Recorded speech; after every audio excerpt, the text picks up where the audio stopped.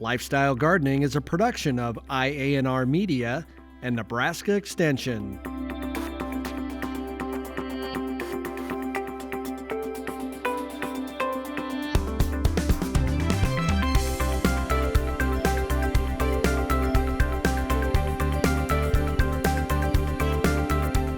Hello again and welcome to a new season of Lifestyle Gardening. I'm Kim Todd and we've got another great program for you today. Coming up, we'll hear about an insect pest spray schedule for your fruit trees, some things you see outside from your indoor windows, and how to make it beautiful in the winter, scooping snow, and we'll answer a few questions. But first, we're going to focus on the beginning point of all gardening, your soil. It's cold outside, so you probably haven't thought about your garden soil for a month or so, but let's hear about what's going on with your soil and get a few tips on how to make it better while waiting for spring.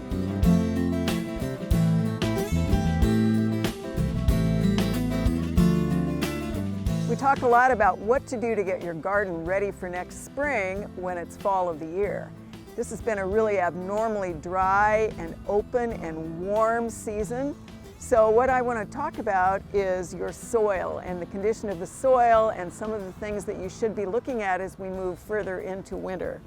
If you look at this soil, it is really dry on top. We dig by hand in our garden.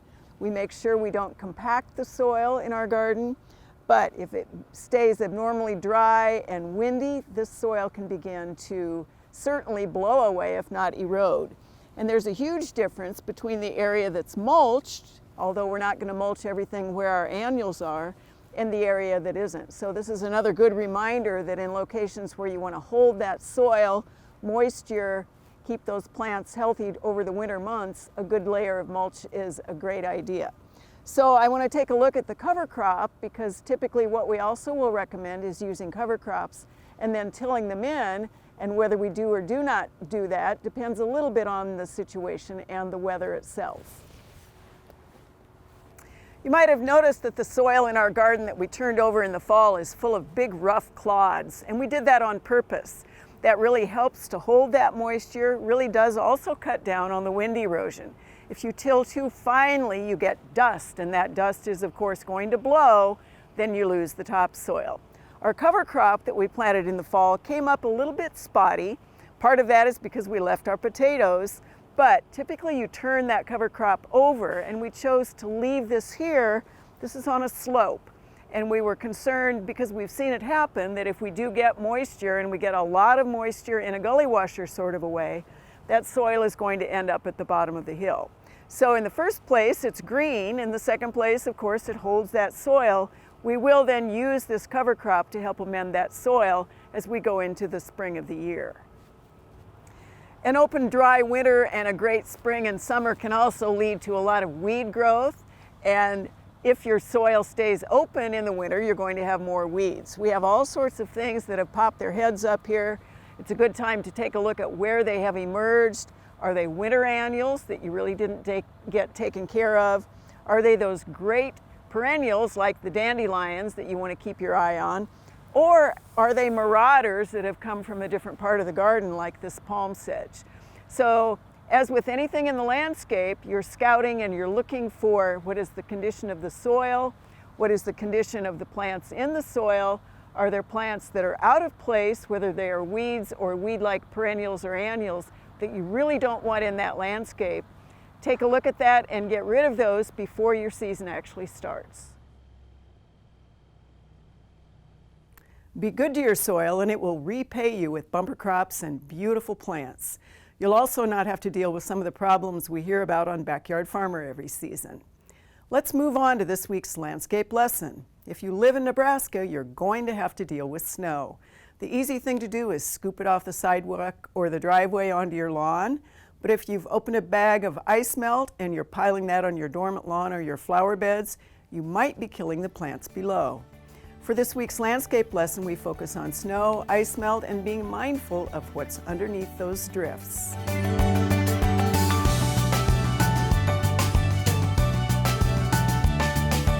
The beauty of that wet winter snow is a sight to be seen, of course, but if you are the one who has to do your own snow removal, you also know that those heavy snows can be really hard on the back. A couple things for you to keep in mind about those snows. This is a really good opportunity to take a look at where the damage from snow might occur in your landscape. And that is whether you are the one that is scooping and shoveling and dumping, or whether you have a snow removal company that is doing that. Keep in mind these things. First off, that snow is extremely heavy.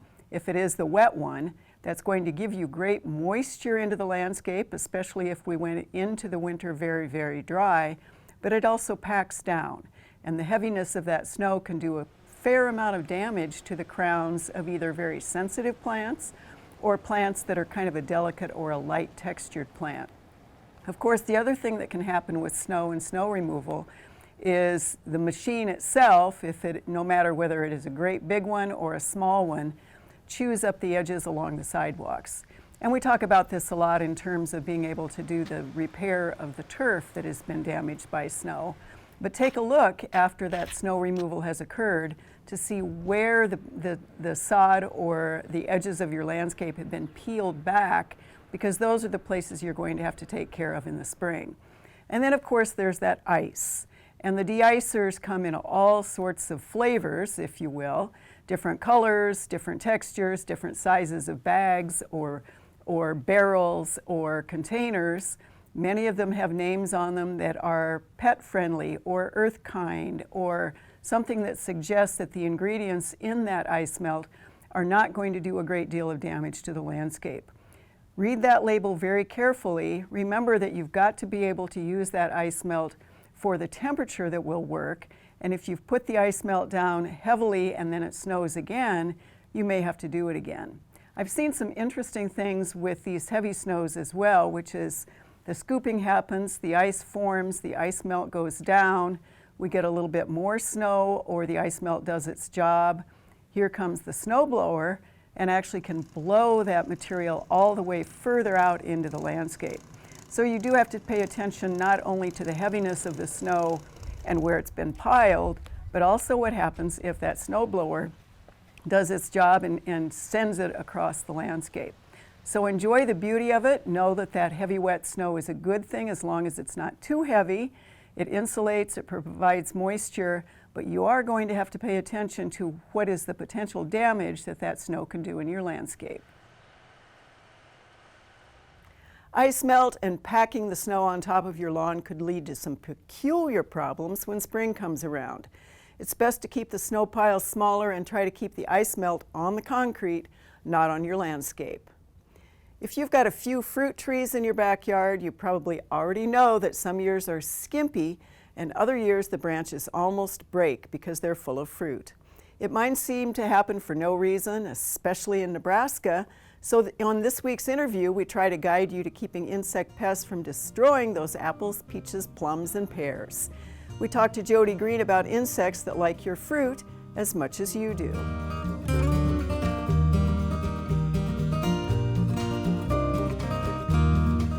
We had a lot of questions last year from people who really want to know how to grow their own fruits in their own home gardens. And we're hoping this is a trend that continues. We also got, of course, a lot of questions about what is wrong with my apple, peach, pear, plum, or raspberry. So we thought we'd get a little bit of a jump on the season by talking to Jody Green about exactly how we should manage those fruit trees and those brambles during the off season so that next year we don't have to deal with protein in our plums. So Jody, you are pretty much the expert in terms of pests of everything, whether it is bed bugs or fruits. What are you going to tell people to start with now that we are December, January, February, March, April, May, and they want those apples in August? Where do we start? Right. Well, we have to start thinking about this right away, because even though our plants and our trees are dormant right now, we do need to think about our spray schedule for next year. And we need to think about the pests that we found around our trees and in our fruit and try to prevent them from occurring again next year so we can have a good harvest. So what are some examples and what do people look for, especially if we're talking about novice gardeners? Right. So if you haven't planted yet, the best thing to do is find a good cultivar that will grow in the weather here, in the conditions you're going to plant the tree, and also You want to have something that may be disease or insect resistant. So I would consult whoever you're buying that tree from. If you are moving into a property or landscape that already has those trees, then right now you want to think about if there's scale or mites from the previous year, you may want to treat with a dormant oil, and that's going to be in before bud break. So that's going to be early before you even think about seeing those pests. So it's going to be like late February, early March, about the time you're going to prune, which is also very important for healthy trees.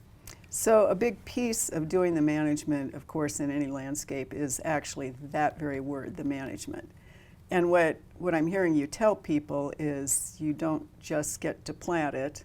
This is a great time to go scout. Can they still take samples to the diagnostic clinic if they need to, or to extension offices if they find some strange thing on an apple twig, as an example? Absolutely, because identification is going to be the first key, and you want to let us know what kind of plant you're dealing with. So the plant, the insect, or the pest. If it's not an insect, you want to identify that as well, and then the timing.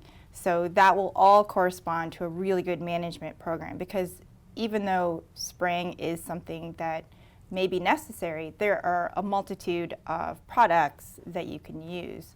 But so after the dormant season, if you don't have mites or scale insects that you want to treat for, the next best thing is to go out after the blooms start and scout at least once a week. Look for pests that are flying around or crawling, anything like that. There are also traps that you can put out there that will help monitor for any moths that are coming in or emerging that have been pupating over the winter. So I think one of the things that shocks people is they don't see anything. Right. And then here comes that creature in the middle of their peach or the middle of their apple.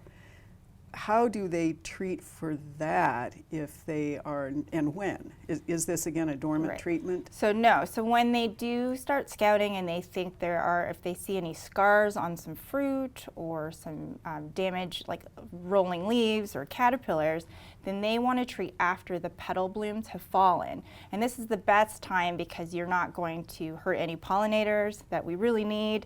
And after the blooms drop is when you can treat with a number of products that are available to homeowners from stores. There are synthetic pyrethroids, there is carbaryl, malathion, spinosad for some insects, but you really want to read the label in terms of like timing and application rates, because it's not just a one and done as well. It's something that you'll have to keep up with, and there should be a timing schedule, like every 10 days, for example. And also, you want to make sure you've got those pre-harvest intervals in your mind, because if you're going to harvest, you want to make sure on that label it says that there's enough days in there. So a multitude of products, Yes. which of course makes it difficult if you don't really understand the products, and timing and management. What if people really are leery of doing any sort of a spray whatsoever? What are your recommendations for at least getting something edible from your fruit trees? So we call it the integrated pest management approach. So it encompasses a lot of different things. So if you can start trapping, there are going to be some organic options as well. You can do neem oil if you don't want to. I mean, if you want to spray something but not have it be completely, synthetic. But then also the cultural control of cleaning up in the fall is very important, because those fallen fruits or fruits that remain on the trees, the leaves, all that, the debris that may fall down, a lot of pests can overwinter in those places. So you want to clean that up and remove that from the area so that pests won't emerge the following year. Well, and this has been a fall where cleanup, there's no excuse for not doing it, which is a little bit unusual for a season. But if you do that cleanup of the insects and the pests and the diseases you don't want, does that also get rid of habitat for the insects you do want? What's the balancing act on that one? I would say the cleanup is important in those particular areas. In areas where it's pollinator friendly, maybe outside of where the orchard is, leave those for the pollinators. All right. And I do know that last year you had a truly amazing peach crop. What did you do? What did you do? It was just luck, because I did nothing. All right, and a part of growing anything in the landscape, of course, is whatever Mother Nature decides to do. So you can follow the directions that Jody has suggested. You can do everything right. We can still get no apples or a million peaches. That's just the luck of the draw, and that's one of the things that makes the landscape and gardening and trying to grow your own food so much fun. Thanks, Jody, for talking about what might work, anyway, if you're growing your own fruit trees. It is so important to keep up with your spray schedules if you want to avoid those little boogers that are ruining your fruit crop. Of course, variety, location, and the Nebraska weather will be important factors for you to calculate into your schedule. And as you know, we do like to answer a few questions on our show. We've asked a few of our Backyard Farmer panelists to help you with some of those common questions. So let's take a few minutes to hear from some very familiar faces.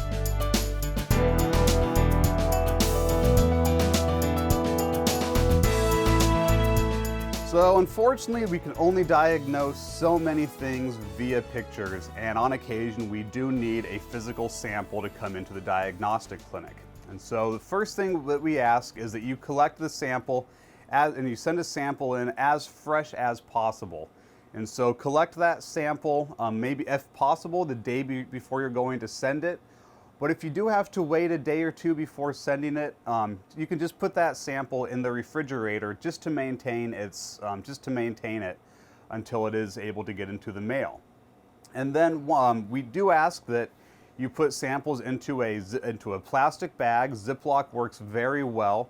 If there's any excess moisture, put a dry paper towel or even just some dry, clean newspaper in there to really help absorb any excess moisture that may be sloshing around. We really don't want excess moisture in these samples if they're going to sit in the mail truck for a couple of days, because then all sorts of stuff will start to grow on that sample, not only the disease that we're looking at. Now, if you're thinking about including some root material, we ask that you include that root ball in a separate Ziploc bag, and then you can put the entire thing in another bag. That way we're just preventing more excess soil from getting onto our fresh leaves. Then you can put that entire sample along with our sample identification form into a sturdy box, and you can mail it to the Plant Diagnostic Clinic. Our address is 1875 North 38th Street, Lincoln, Nebraska 68583. And we do ask that you send samples between Monday and Wednesday. If samples are dropped in the mail later in the week, there's a really good chance they'll sit over the weekend, and by the time we get them, they may be degraded to the point that we can't accurately identify what the cause of the disease is. Additionally, if you would have any questions, feel free to reach out to me via Twitter or email, and we can help give specific instructions for certain plants.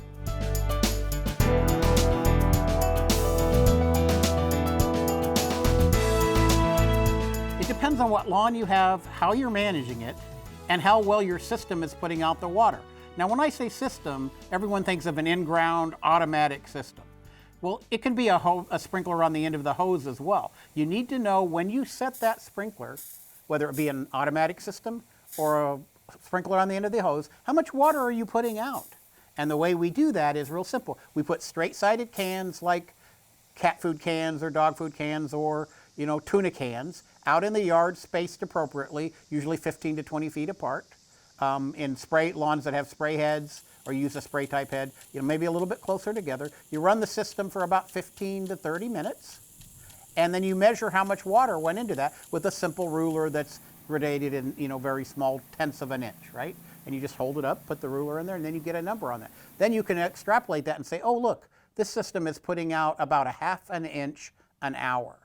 Now, now that you know that if I need to put on a half an inch, I need to run that system for an hour. Not all systems are the same, nor are all sprinkler heads the same, nor are the time of day when you're using a sprinkler on the end of the hose the same. So check this during the course of the day and try to get a rough estimate of what it is. So now you know how much your system is putting out. How much to put on your lawns? For years we recommended 1 to 1.5 inches per week exclusive of rainfall. So if you got a half-inch rain, you would want to put on another inch of water. We're finding that was excessive, And if we want to conserve moisture in the landscape, we certainly want to do that on the lawn, which usually represents the majority of the square footage in a home landscape. So let's try to think about how much water we're putting out, and also how much water the lawn needs.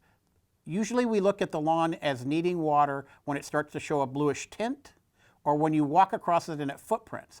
And usually at that point in time, you put water on as needed. This might be, once or twice a week in the summertime, or during periods of long drought. But in periods where we're getting rain with a certain amount of frequency, it may be that in Nebraska conditions, in eastern Nebraska, and even to a limited extent even as far west, that you may not need any irrigation as long as we're getting timely rains. So now you know how much, and now you know how frequent. Not a real exact number when it was how much, but it's about what the lawn looks like rather than an arbitrary 1.5 inches per week. Let's not do that anymore. Let's conserve moisture.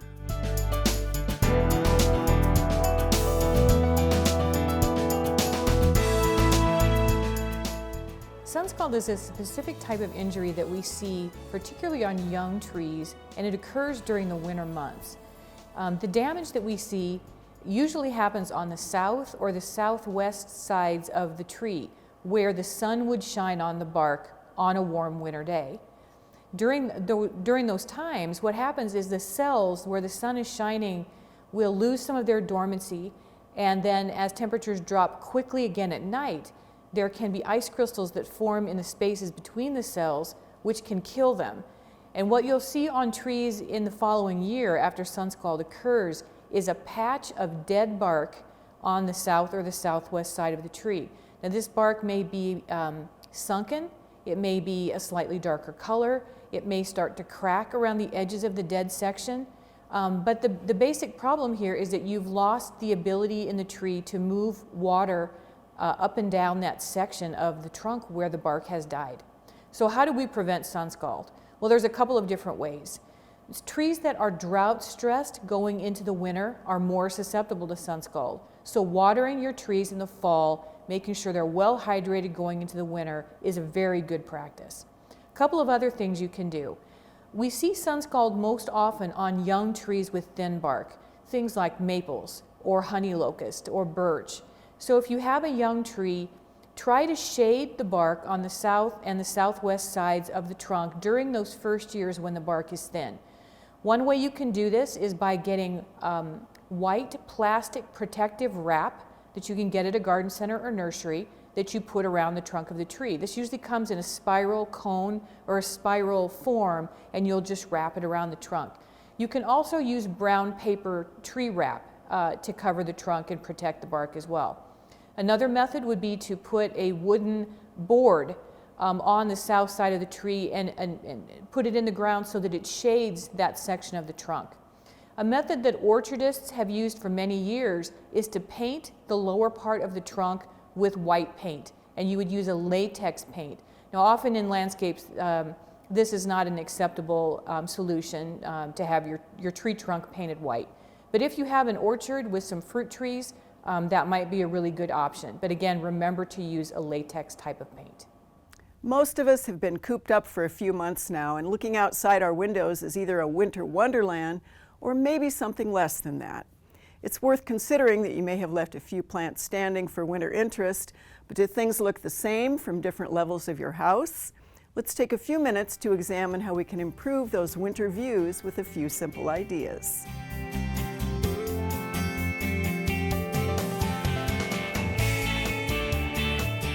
Winter is a great time to actually take time to look out your windows, hopefully they're clean, and figure out whether you actually like what you see out of your own home or your business or school, anywhere else where there is glass.